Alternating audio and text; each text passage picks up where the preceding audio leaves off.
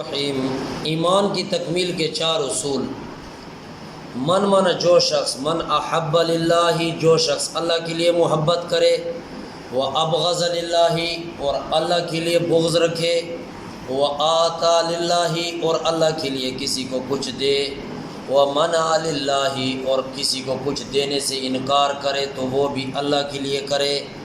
جس بندے میں یہ چار باتیں پائی جائیں فقد استکمل الایمان، اس نے اپنے ایمان کو مکمل کر لیا، اس نے اپنے ایمان کو مکمل کر لیا۔ تکمیل ایمان کی اس حدیث میں چار باتیں بیان کی گئی ہیں۔ میں ایک مرتبہ پھر ترجمے کو دہراتا ہوں، ترجمہ سیکھ گئے بس آدھا کام ہو گیا، آدھا کام ہو گیا۔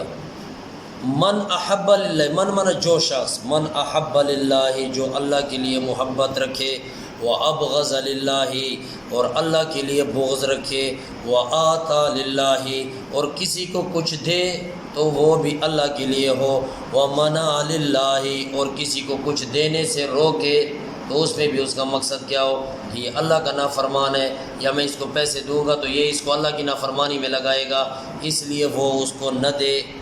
فقد استکمل الایمان، جس میں یہ چار باتیں پائی جائیں اس کا ایمان مکمل ہو جائے گا۔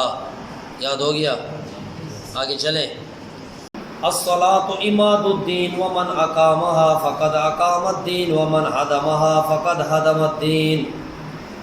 نماز دین کا ستون ہے، جس نے اسے قائم کیا گویا اس نے دین کو قائم کیا۔ ومن هدمها، اور جس نے نماز کو گرا دیا، فقد هدم الدین، اس نے دین کو گرا دیا۔ کلمہ پڑھنے کے بعد سب سے جو اہم حکم اللہ تبارک و تعالیٰ نے مسلمانوں پر لازم کیے ان میں سے سب سے بڑا فرض نماز کا ہے۔ اس لیے حدیث میں نبی کریم صلی اللہ علیہ وسلم کو نماز کو ایک ایسے ستون سے تشبیہ دی ہے کہ جس پر پوری عمارت ٹھہری ہوئی ہو، اور اگر وہی عمارت گر جائے تو پوری کی پوری عمارت، وہی ستون گر جائے تو پورا کی پوری عمارت دھڑام سے گر جائے گی۔ ترجمے پہ ذرا غور کریں۔ الصلاۃ، صلاۃ معنی نماز، الصلاۃ عماد الدین، نماز دین کا ستون ہے۔ ومن اقامها، اور جس نے اس کو قائم کیا یعنی نماز کو قائم کیا، فقد اقام الدین، اس نے دین کو قائم کیا۔ ومن هدمها، اور جس نے نماز کو گرا دیا یعنی نماز نہ پڑھی، فقد هدم الدین، اس نے دین کو گرا دیا۔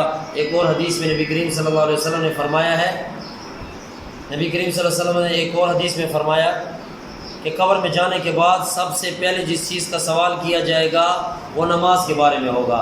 اگر نماز اچھی نکلی باقی اعمال اچھے نکلیں گے، اگر نماز صحیح نہ نکلی تو باقی اعمال بھی درست نہیں نکلیں گے۔ نبی کریم صلی اللہ علیہ وسلم کی ایک اور حدیث کا مفہوم ہے کہ نماز میری آنکھوں کی ٹھنڈک ہے، نماز جنت کی کنجی ہے، نماز مومن کی معراج ہے۔ تو نماز 5 وقت پڑھنا اور اس کے شرائط، فرائض، واجبات، سنن کی رعایت رکھتے ہوئے نماز کو ایک پڑھنا ہوتا ہے اور ایک اس کو قائم کرنا ہوتا ہے۔